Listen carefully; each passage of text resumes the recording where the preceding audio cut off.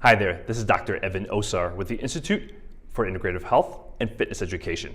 Welcome to this edition of Integrative Movement Insider, and I'm super excited to be joined by my friend, colleague, and certified integrative movement specialist, Sara Fisher. Hey, it's great to be here.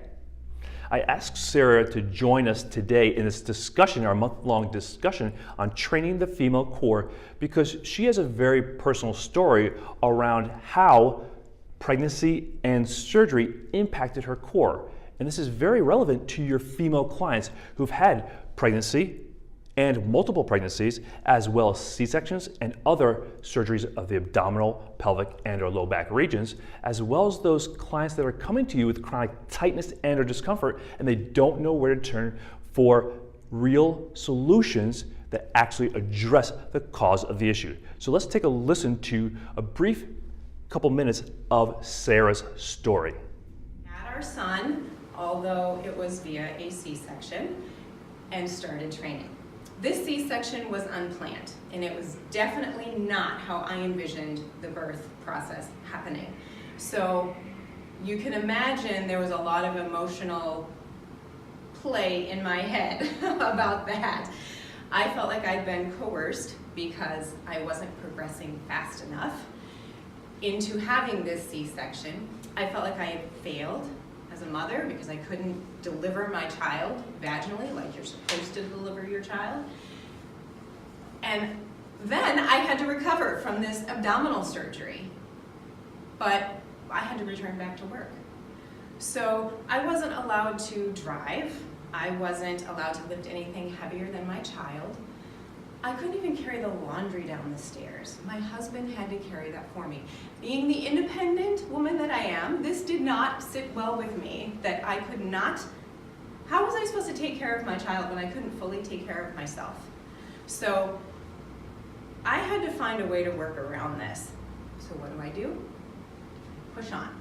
I forge forward. I keep going because that's what I do, and that's what I want to do to be able to succeed. So I went back to work 3 weeks after my C-section, teaching dance. 5 weeks later, the doctors cleared me to return to my normal activities. I'm a dancer. My normal activities involve lots of high impact. Okay, well, great. So I did. I went back to exercising. Like I said, I had already returned to teaching. I went back to training in dance. Within 9 months, I had started dancing with a dance company here in Chicago. And things were going pretty well, I thought. You know, I was still dealing with chronically tight hips, chronically pain in my back. My SI joint started to go out, which was a new thing for me. And I was constantly having to hold myself together, pull my abdominals in. Well, I already knew how to do this because in dance, we were taught, okay, drop your tail. So what do? Squeeze my glutes. Pull your abs, pull your belly button in. What do? Grip my abs. Present to the audience. What do? Lift my chest. Now imagine, do that in your seat. Yeah. Now try to lift your arm, let alone jump in the air, kick your head overhead, and spin around. But I did it, and I kept doing it, and I pushed on. So I knew how to do this after having a C-section, returning to dance, returning to life. But it wasn't getting as easy as it used to be. So as you can see from that small segment of my story, the issues that I dealt with, although I didn't realize it at the time, were directly related to my C-section. So SI joint instability, breathing issues beyond my normal allergies that I dealt with, along with chronic low back tightness beyond what I dealt with in dance as it was already. These things were exacerbated, and it was much harder to do post-surgery than they were before. So these relatively simple tasks for me were that much more challenging. And these are the things that your clients will come in and tell you. I used to be able to run a lot more effortlessly. Now it's a chore, it's a task. I have to slog it out. I have to bend over. When I go to bend over to pick up my child or bend over to pick up the groceries, it used to be no problem. I didn't have to think about it. Now I I have to guard myself, and I worry that my low back is going to give out on me, or that I'm going to feel like I pull something. So just be aware of these common signs and symptoms that your clients will present to you with. And coming up next, I will actually talk with you about 3 of the most common compensations that our clients come in with and that I had to deal with as well. There are 3 most common compensations that we've seen in our clinic with our clients, but that women have also complained to us about who have been through pregnancy, some sort of abdominal surgery. And one of them is abdominal gripping. So drawing that belly button into the spine, which is also a very common cue in exercise, causes you to squeeze in and not be able to actually take that optimal 3-dimensional breath. So draw your belly button in, try to take a deep breath, and it puts the breath all up here and puts more pressure into the low back, so that reiterates that chronic neck tightness and tension along with low back tightness and tension. The second common compensation that we often see is gripping of the glutes. What happens when you grip the glutes is posterior pelvic tilt and flexion of the lumbar spine.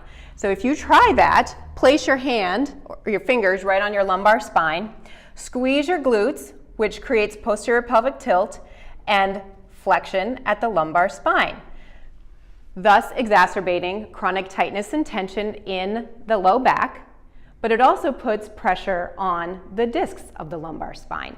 Remember, this is also a common cue in exercise, so we want to be mindful of squeeze the glutes.